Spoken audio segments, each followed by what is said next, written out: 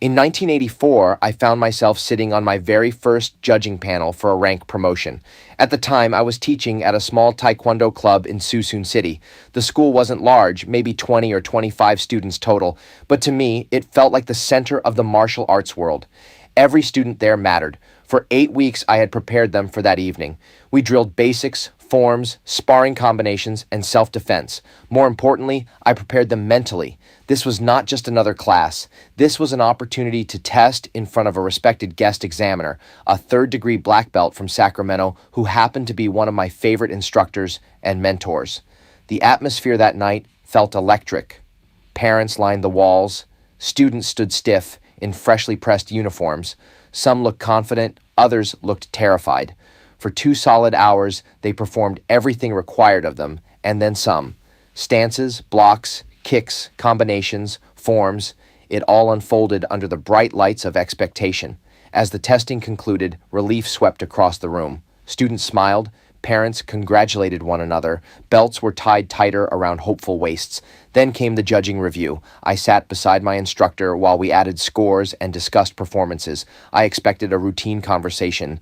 Instead, he stopped, looked down at my score sheets, and then slowly looked back at me.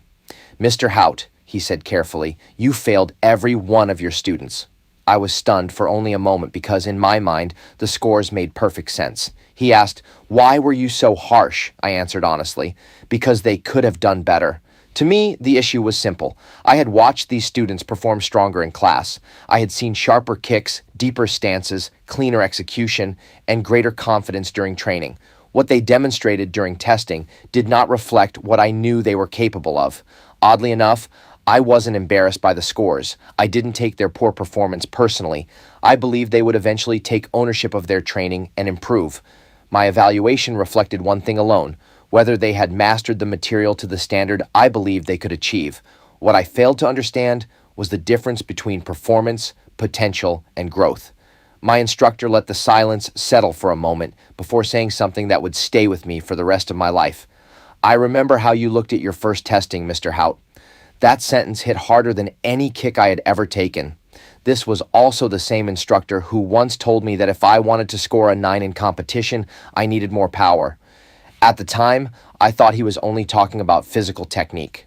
That year, I realized he was talking about much more than that. I experienced a tremendous shift in perspective, a kind of mental growth that changed the way I viewed martial arts forever. I began to understand the difference between rank promotion scores and tournament scores. Testing was personal, competition was comparative. In testing, I was measured against myself, my discipline, my growth, my understanding, and my ability to improve over time. In tournaments, however, my score depended not only on my performance, but also on how I performed against everyone else on the floor that day. Both systems used the same numbers. A 9 meant excellent, an 8 meant good, a 7 meant fair, a 6 meant average or poor, a 5 meant incomplete. But the meaning behind those numbers was entirely different. I began to understand that every stance, block, strike, and kick served as an individual piece of a much larger puzzle. Personal excellence required constant refinement. Competitive excellence required refinement under pressure and comparison. Over the years, I encountered instructors who approached scoring very differently. Some adopted a casual philosophy. They believed excellence was unattainable, so they taught students to settle for average performance and average expectations.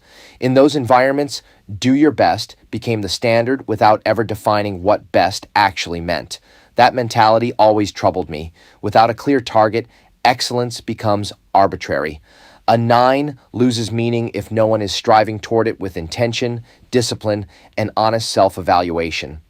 For me, Taekwondo eventually became less about trophies and more about personal growth and self-actualization. The pursuit of the 9 transformed into something internal, a lifelong process of refinement. Ironically, the lesson began the night I failed every one of my students, and perhaps in many ways, that was the first night I truly began to understand what it meant to teach.